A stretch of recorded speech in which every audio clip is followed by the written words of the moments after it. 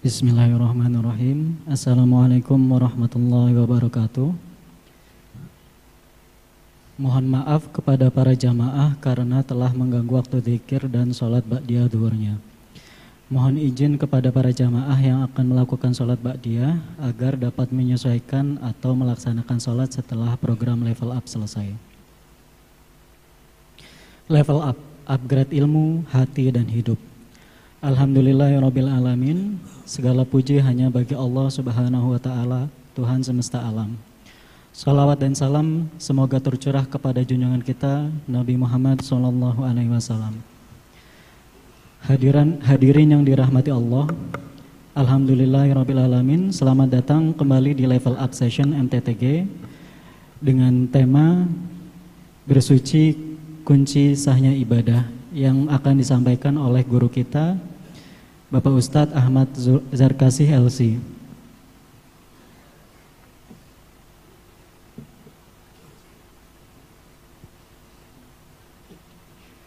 Baik, kajian akan dilaksanakan setelah Ustadz selesai ba'diyah.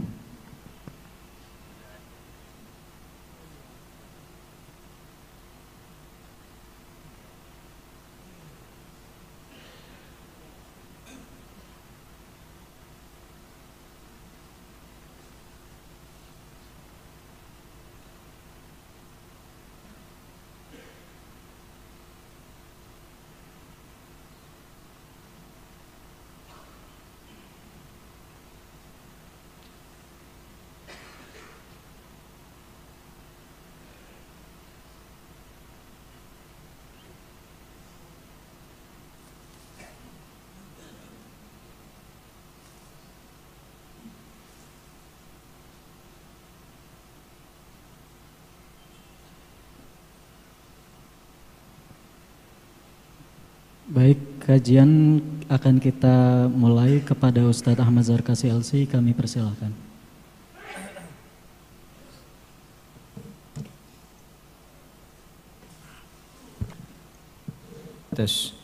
Bismillahirrahmanirrahim.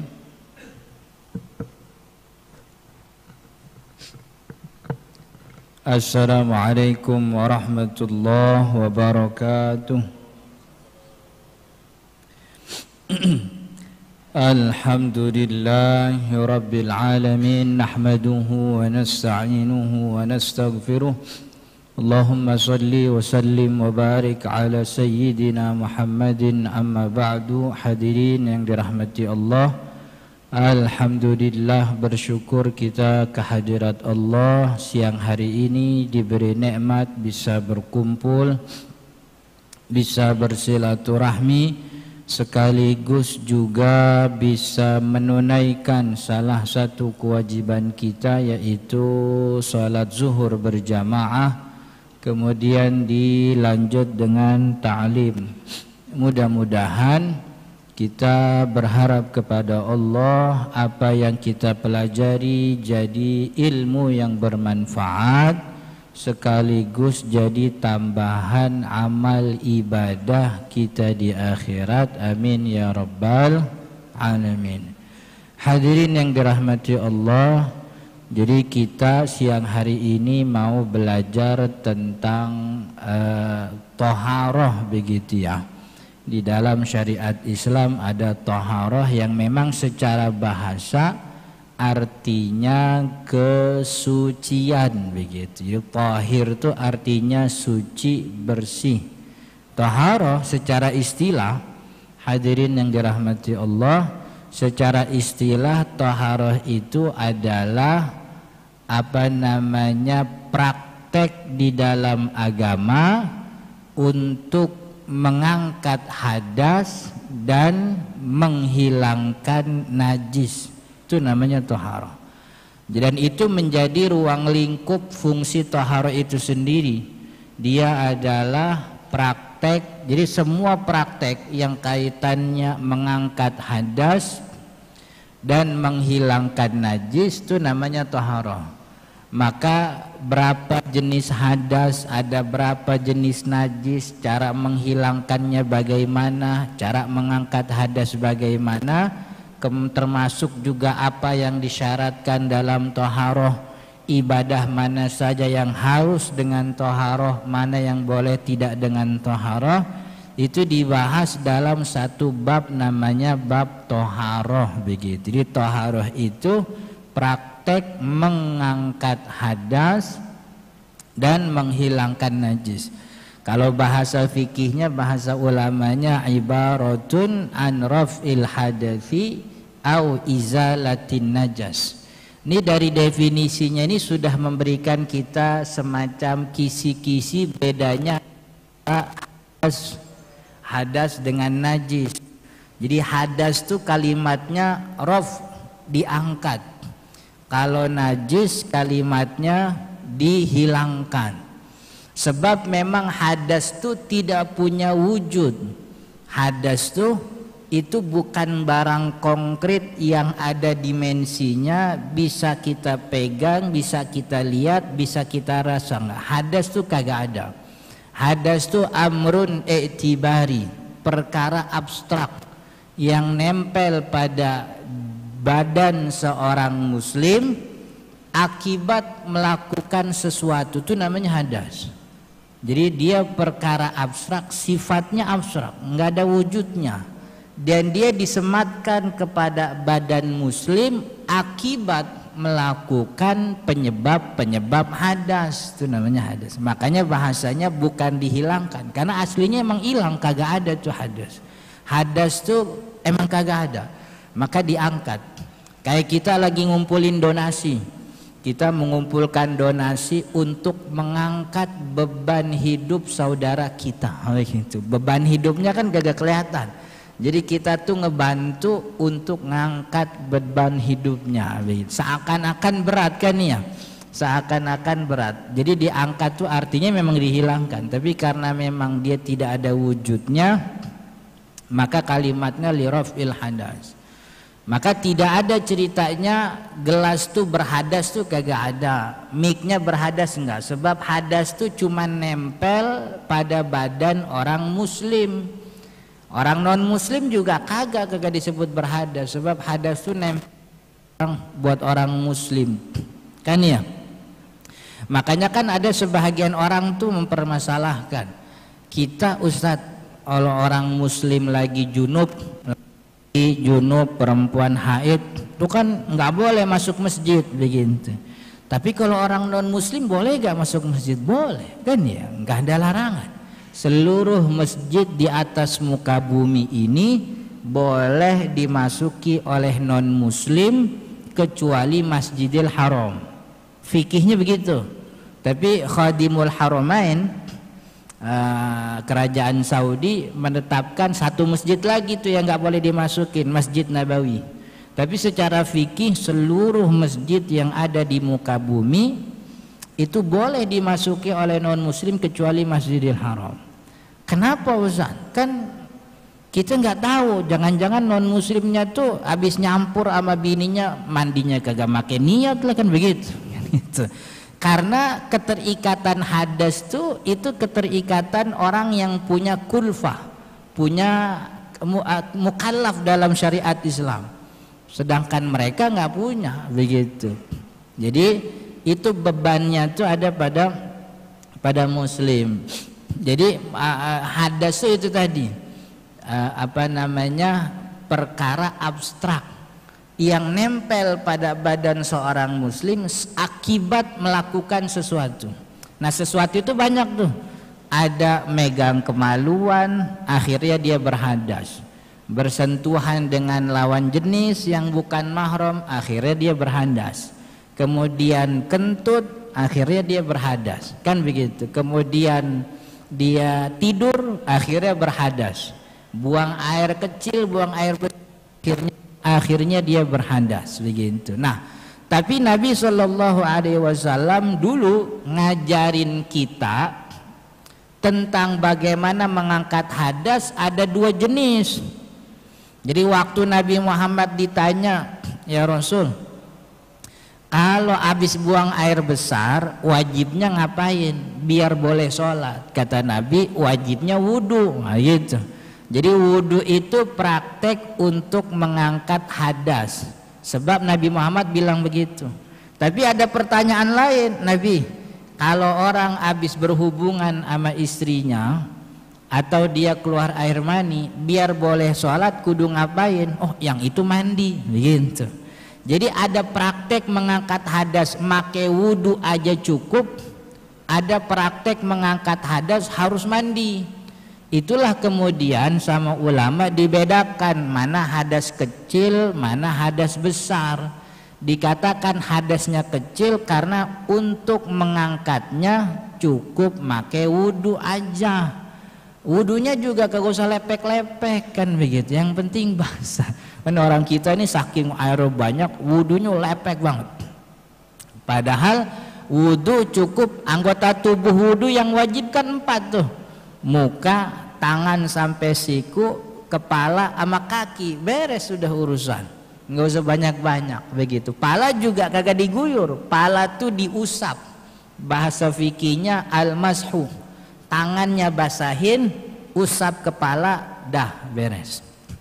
Bahkan kalaupun kita rada males nih, kita pakai apa tuh spatula, atau gak spatula yang buat masak tuh? Itu spatula kita basahin, tempelin kepala, dah udah beres tuh. Itu ngusap kepala begitu. Kagak usah diguyur begitu. Tapi ada hadas yang Nabi Muhammad nyuruhnya kudu mandi. Keluar air mani, mandi tuh. Kemudian berhubungan badan, mandi. Berhubungan badan tuh kagak ada bedanya apa keluar apa kagak keluar air mani. Pokoknya masuk aja mandi itu begitu. Kemudian perempuan haid. Nah, maka ulama bedain mana hadas kecil, mana hadas besar. Hadas kecil tuh hadas yang diangkatnya cukup dengan wudu. Keluar sesuatu dari kemaluan, depan belakang menyentuh kemaluan, kentut begitu. Tidur. Nah, tapi tidur nih kata ulama, tidur nih hadirin yang dirahmati Allah, itu bukan penyebab hadas yang mutlak. Tidur tuh disebutnya kalau bahasa kitab namanya madhinnah. Madhinnah itu kondisi potensial orang keluar sesuatu dari duburnya, kondisi potensial, tapi bukan dia yang menyebabkan hadas. Yang bikin orang menyebabkan hadas tidur tuh karena kentut gitu. Karena 90,99% orang kalau tidur kentut. Iya. Coba aja masuk ke kamar orang lagi tidur kan rada berapa lama, sejam 2 jam kan rada bau tuh kan begitu. Itu emang kentut. Maka karena bukan tidurnya yang membuat dia berhadas tapi kentutnya, maka ulama membedakan antara tidur yang batalin wudu, tidur yang berhadas, dengan tidur yang tidak berhadas. Tidur yang berhadas itu tidur yang pantatnya terbuka begitu, artinya keluarnya gampang angin tuh begitu. Tapi kalau tidur yang pantatnya tertutup, makanya kan ada istilah naumul qaidil mutamakin maq'aduhu. Kalau bahasa kitabnya begitu. Kalau bahasa Indonesia, orang yang tidur dalam keadaan duduk yang pantatnya nempel tanah begitu. Sehingga tidak ada ruang bagi si pantat untuk bisa mengeluarkan apa yang ada di dalamnya dari udara itu. Jadi orang kalau tidurnya duduk begini nih, pantatnya nempel, atau yang mungkin beberapa teman lagi lakuin tuh sekarang tuh gitu. Itu nggak batalin wudu. Tapi kalau udah tidur udah rada sujud, nah itu batal tuh. Begitu. Jadi tidurnya duduk tuh tidak membuat si pantat nggak bisa kentut. Apa buktinya? Ya kalau mau dibuktiin sih sebenarnya gampang. Tiap hari kita lihat. Bapak Ibu kalau lagi naik motor, naik mobil, berhenti nih di lampu merah nih, terus lihat kiri kanan. Kadang-kadang yang naik motor tuh ada yang pantatnya diangkat kiri kanan tuh, ada yang diangkat kiri kan, diangkat begitu tuh. Kita juga kadang-kadang gitu tuh, lagi di mobil lagi deh ngangkat kiri. Kira-kira itu yang naik motor ngangkat pantat kiri kanan mau ngapain tuh kira-kira kan? Mau kentut itu dia. Sebab kalau duduk begitu emang rada susah itu kentut, susah. Maka itu kata ulama, tidur yang duduk yang pantatnya nempel di atas tanah, sebenarnya nggak di atas tanah juga, duduk di atas bangku juga kalau pantatnya nempel kan sulit juga. Itu tidak batalin wudu. Nah, yang itu tidak berhadas. Nah, yang kayak gini nih hadas kecil. Kalau hadas besar kan Nabi nyuruh untuk mandi, berhubungan badan, keluar air mani, kemudian haid bagi perempuan, nifas. Jadi ada 3 laki perempuan, 3 khusus perempuan. 3 laki perempuan keluar air mani, berhubungan badan, kematian. 3 cuman perempuan, haid, nifas, dan melahirkan. Ada 6 yang menyebabkan orang wajib mandi. Nah, dari sini kemudian ulama juga memberikan semacam karakter bahwa toharoh itu, Bapak Ibu yang dirahmati Allah, toharoh itu karakternya ta'abudi. Apa ta'abudi itu kalau bahasa Indonesianya apa ya? Dogma.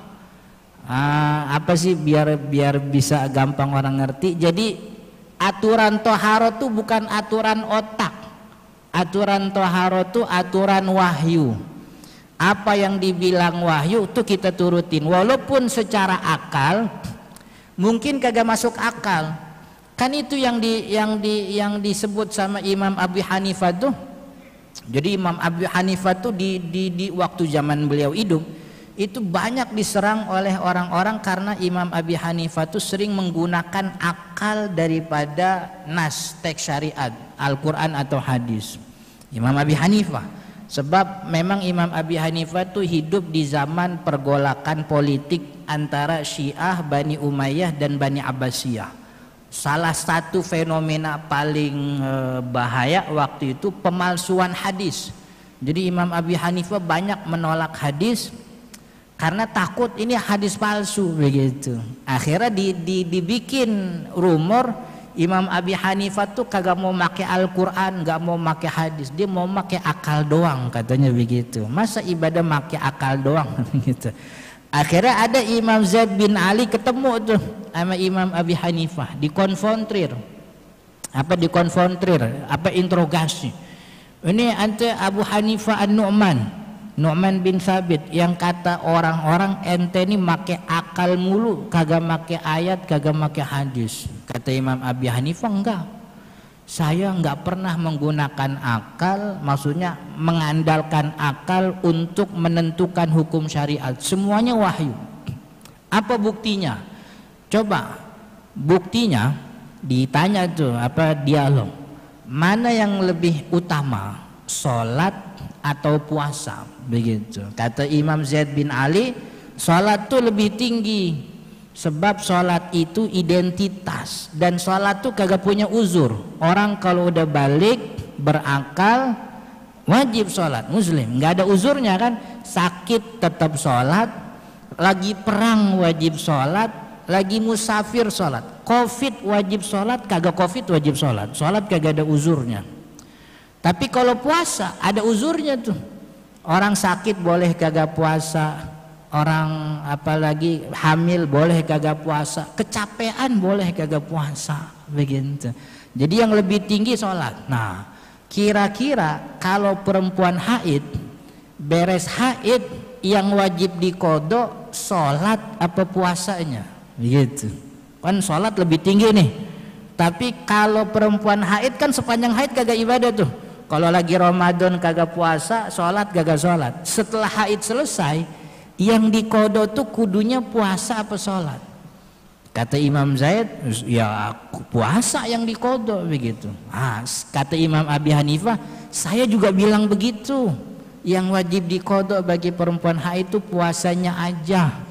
Sholat nggak perlu. Kalau seandainya saya make akal doang, make otak aja, kan mestinya mah sholat kudu diqodho, sebab sholat sama puasa lebih tinggi sholat. Begini. Yang kedua nih kaitannya sama toharoh. Mana yang kata Imam Abu Hanifah? Yang kedua, mana yang lebih buruk? Air kencing apa air mani? Kata dia begitu. Air kencing apa? Yang lebih jelek mana tuh? Yang lebih jelek tuh lebih bau, lebih kotor, lebih najis kan air kencing. Air kencing bau, kotor, mana kalau keluar banyak lagi kan begitu. Tapi air mani enggak, air mani suci. Banyak ulama termasuk Imam Asy-Syafi'i menfatwakan air mani suci, kan begitu. Dan kalaupun keluarnya paling berapa cc sih, kan orang kagak ada yang bocor kan begitu. Paling berapa cc. Mana yang wajib mandi, keluar air mani apa keluar air kencing? Ah gitu. Kata Imam Zaid, ya air mani. Saya juga bilang begitu, kata Imam Abi Hanifah. Kalau seandainya agama ini make akal, kagak adil dong, kudunya mah kencing yang mandi tuh. Soalnya kencing bau banyak, apalagi kalau habis dia pada makan jengkol, makan pete, disiram 17 kali juga kagak hilang baunya tuh gitu. Cuman enggak, kata syariat wajibnya wudu aja. Jadi memang sifatnya toharo itu ta'abudi, dogma.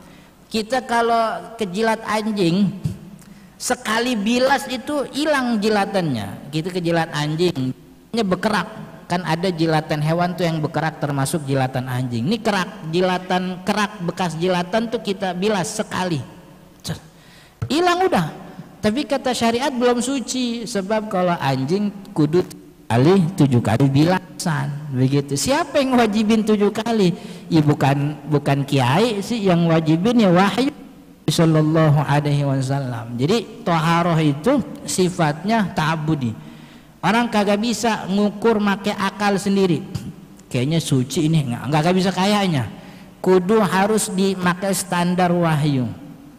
Nggak bisa orang kayaknya. Sebagaimana orang tuh tidak bisa menentukan ini najis apa nggak najis kecuali make wahyu.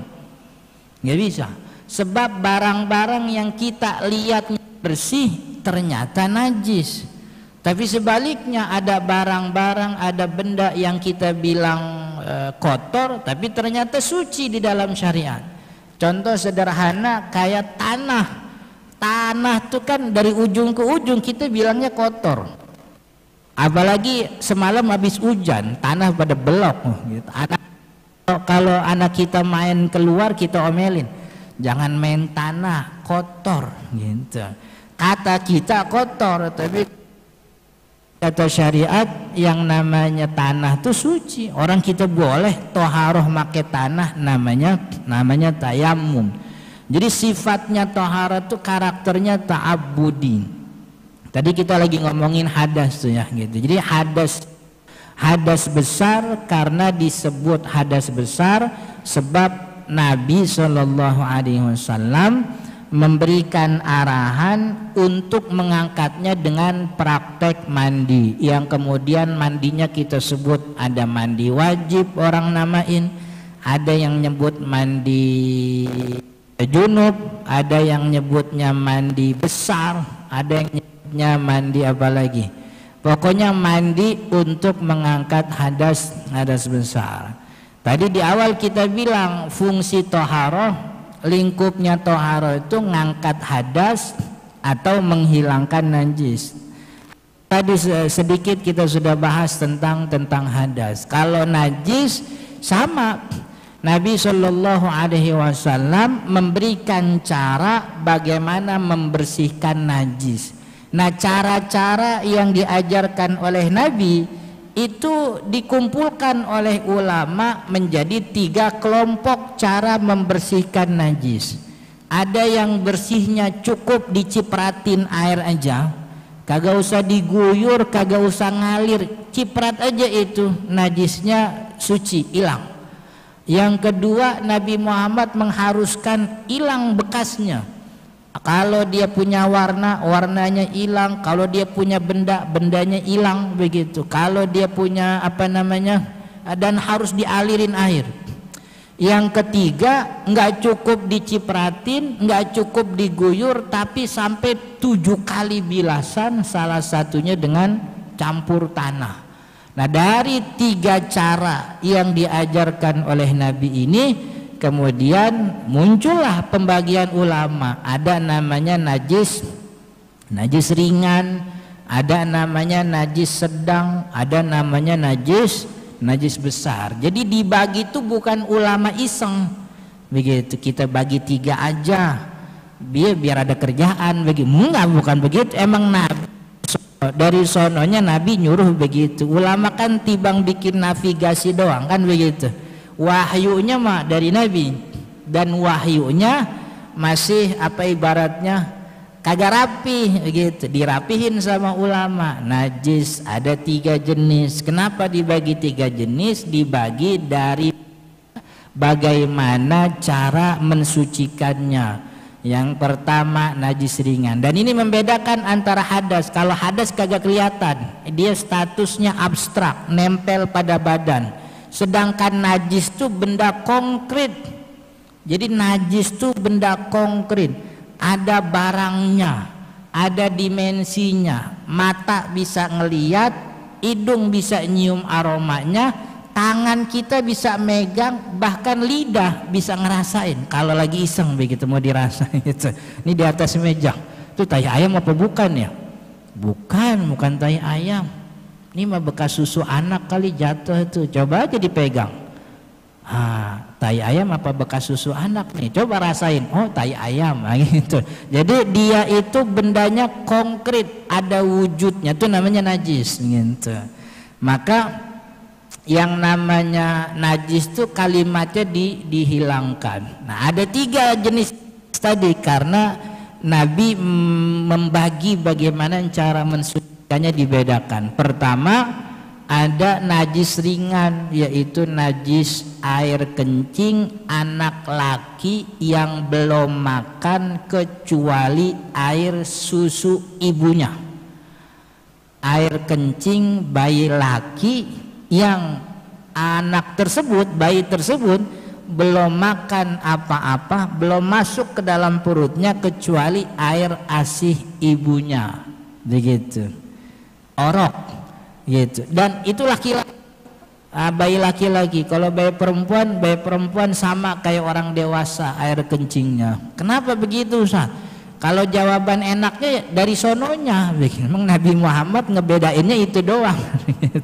Jadi satu waktu Nabi Muhammad ditanya tentang bayi laki-laki, yurashul baulus sobi, kita kata Nabi, dicipratin aja.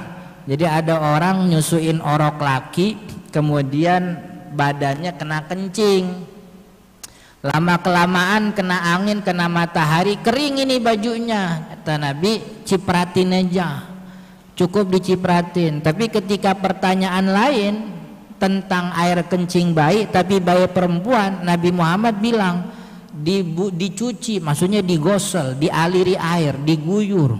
Berarti beda tuh antara air kencing bayi laki dengan bayi perempuan, yang bedain wahyu begitu. Itu salah satunya bentuk ta'abbudi, dogma. Jadi kagak usah ngukur-ngukur kenapa ya bayi perempuan lebih berat najisnya dibanding bayi laki-laki. Enggak, di kuburan juga gak ada pertanyaan begitu. Jadi tenang aja. Jadi yang sifatnya ta'abbud itu kagak bakal ditanya di kuburan. Yang ditanya tuh ngerjain apa gak. Soal contoh ta'abbud itu, subuh 2 rakaat, zohor 4 rakaat, subuh. Kenapa subuh tuh sholat subuh tuh? Kenapa kagak bisa bikin sholat subuh jam 7? Itu ta'abudi. Yang ta'abudi itu kagak ada pertanyaannya di kuburan. Yang nanti di kuburan ditanyain tuh tanggal sekian, bulan sekian, tahun sekian, kenapa kagak sholat subuh? Oh, gitu. Nggak bakal ditanya, tahu gak kenapa sholat subuh 2 rakaat? Nggak bakalan ada pertanyaan begitu. Tahu gak kenapa tanggal 9 wukuf di Padang? Kagak ada pertanyaan begitu. Yang ada pertanyaannya tuh udah punya nilai uang yang cukup untuk berangkat haji di luar kebutuhannya. Jadi di luar kebutuhan dia udah punya uang, tapi kagak daftar haji, itu yang bakal ditanya. Jadi perkara sholat zohor kenapa 4 rakaat itu ta'abudi. Ini juga sama nih, beda kenapa bayi laki-laki bayi perempuan tinggal ngikutin aja. Di kuburan kagak bakal ditanya begitu kan ya, nggak bakal ditanya kenapa sholat subuh 2 rakaat dari sononya. Itu perkara ta'abbudi namanya. Jadi itu najis ringan, najis yang dibersihkan, disucikan cukup hanya dicipratkan saja. Ada najis besar, yaitu najis jilatan anjing. Kalau dalam mazhab Syafi'i termasuk babi kan begitu. Kenapa dikatakan najis besar? Dulu Nabi Muhammad pernah ditanya, ya Rasul, saya di depan rumah tuh punya bejana, isinya air. Tiap hari kucing saya minum dari bejana tersebut. Boleh gak kalau airnya saya pakai? Kata Nabi, nggak apa-apa. Innaha minat tawafin wa tawafat alaikum. Kucing mah teman kita, begitu. Bahasa kitanya begitu tuh. Kucing mah teman kita, nggak apa-apa. Jadi jilatan kucing, air liurnya itu nggak najis. Nabi Muhammad tuh yang bilang begitu tuh. Tapi ditanya sama sahabat lain, Nabi, saya juga begitu tuh, depan rumah saya nyimpen bejana isinya air. Cuman tiap hari dijilatin anjing, begitu. Kalau yang tadi kan kucing, ini anjing. Kata Nabi, buang airnya, cuci bejananya 7 kali bilasan, salah satunya dengan tanah, begitu. Itu juga ntar di kuburan kagak bakal ditanya, kenapa kucing suci, anjing najis, nggak ada. Nggak ada. Itu yang penting ngerti, itu ta'abudi, begitu. Jadi jilatan anjing ini karena Nabi Muhammad nyuruh begitu, mensucikannya 7 kali bilasan, salah satunya dengan tanah. Kalau sekali bilasan udah bersih Ustaz, nggak cukup 7 kali. Sebab kriteria suci apa najis bukan otak kita yang ngukur. Yang ngukur standarnya syariat. Syariatnya udah bilang kalau jilatan anjing mah 7 kali bilasan. Ya kan, kalau anjingnya secara umum kan diperdebatkan apakah dia najis. Kalau jilatannya disepakati, jilatan dan kotorannya. Tapi kalau anjingnya secara umum, mazhab Syafi'i yang bilang najis seluruh badannya. Tapi mazhab lain kan enggak. Imam Abi Hanifah, Imam Malik itu tidak mengatakan najis anjing. Makanya di internet kadang-kadang kan kita lihat tuh ada perempuan cakep tapi pelukan sama anjing. Jangan-jangan orang Maliki kan begitu. Orang Hanafi. Itu muslim yang di negara pecahan Uni Soviet itu, Yugoslavia yang kemudian jadi Uzbekistan, Tajikistan, Serbia, yang belakangnya Tan tuh, itu kan kebanyakan muslimnya Hanafi gitu. Jadi ama anjing rada deket tuh, kalau kita rada musuhan emang. Tapi tidak berarti anjing najis tuh kita kagak boleh piara. Boleh, Imam Syafi'i boleh miara anjing boleh, tapi untuk kebutuhan keamanan kan ya. Jaga ternak, jaga pertanian, keamanan rumah, dan miaranya jangan tidur bareng sama yang punya rumah, begitu. Dikandangin sendiri khusus, gitu. Ini kan makan bareng anjing. Kalau orangnya makan bareng anjing makan bareng sama siapa kan? Gitu. Jadi boleh miaranya. Ini kan urusan najis doang. Dan berarti megang anjing boleh. Nah, ini yang perlu dilurusin. Najis itu satu ketentuan, kebolehan menyentuh tuh beda urusan. Jadi jangan dipikir kalau itu najis berarti salah.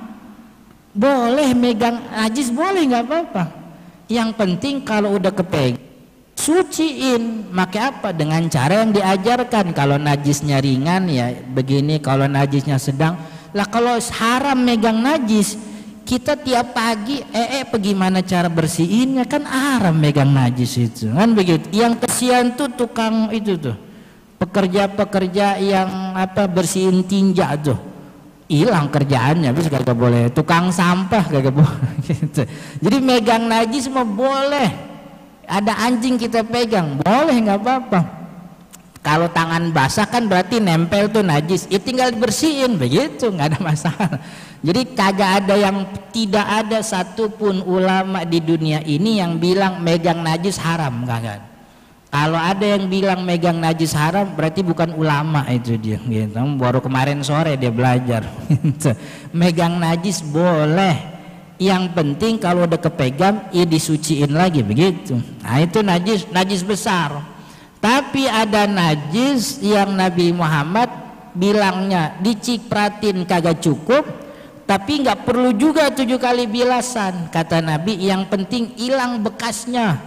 Kalau dia punya warna, warnanya hilang. Kalau dia punya wujud, wujudnya hilang. Kalau dia punya aroma, sebisa mungkin aromanya hilang. Kan sifatnya 3, warna, aroma, sama rasa, kan begitu. Ini minimal ya. Itu cukup sekali bilas, boleh 2 kali. Ini namanya najis sedang, mutawasitoh kalau bahasa kita. Najisnya najis sedang.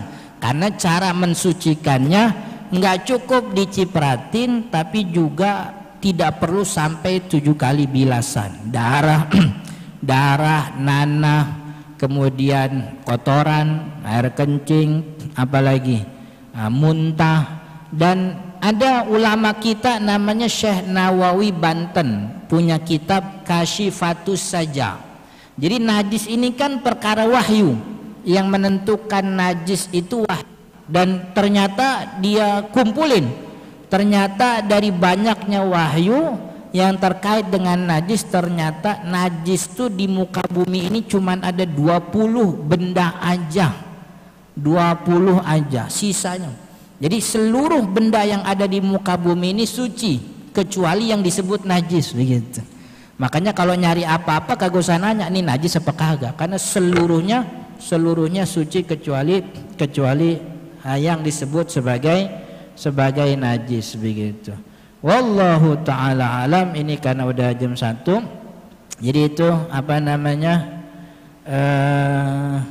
terkait dengan suci. Masih ada beberapa hal terkait ibadah apa saja yang disyaratkan taharah, tapi nanti insya Allah di pertemuan yang akan datang. Mudah-mudahan bermanfaat.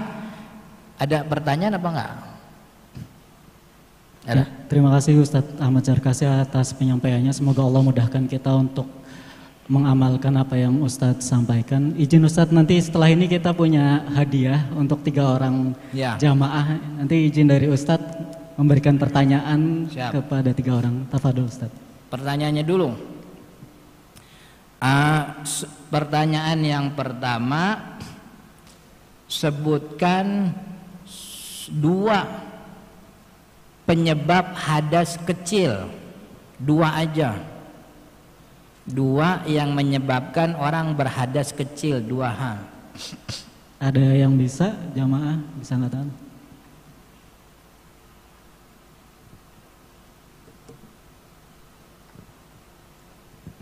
Kencing sama buang angin.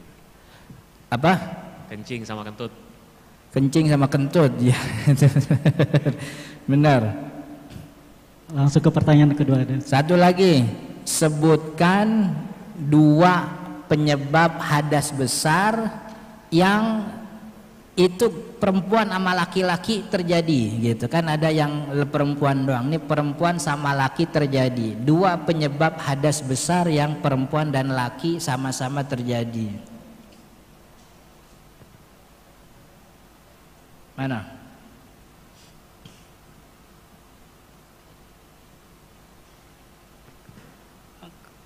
Keluar air mani, haid. Haid mah perempuan doang. Oh, yang laki-laki. Laki perempuan juga. Berhubungan badan dan keluar air mani. Keluar air mani, berhubungan badan dan keluar air mani, benar. Berapa lagi? Udah. Satu lagi Ustaz. Satu lagi pertanyaannya apa namanya?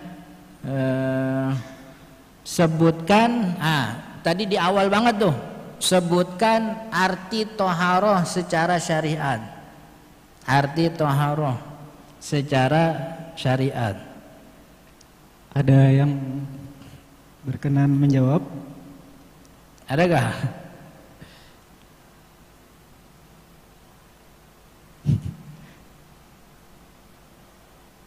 Oh ya. Mana tuh? Artinya suci secara bahasa, secara syariat, maksud syariat daripada toharoh mensucikan. Ya. Jadi dilurusin. Jadi toharoh itu praktek mengangkat hadas dan menghilangkan najis begitu. Benar nih, udah nggak apa-apa kita benerin. Jadi Baik. taharah secara syariat praktek mengangkat hadas dan menghilangkan najis begitu. Baik, sekali lagi terima kasih kepada Ustadz Ahmad Zarkasi atas penyampaian materinya dan juga terima kasih kepada para jamaah atas antusiasnya. Semoga kita dimudahkan oleh Allah untuk mengamalkan ilmu yang disampaikan. Dan mohon maaf apabila masih ada kekurangan. Kita tutup dengan doa kafaratul majelis. Subhanakallahumma wa bihamdika asyhadu an la ilaha illa anta astaghfiruka wa atubu ilaik. Wassalamualaikum warahmatullahi wabarakatuh. Dan bagi jamaah yang tadi sudah menjawab, mohon berkenan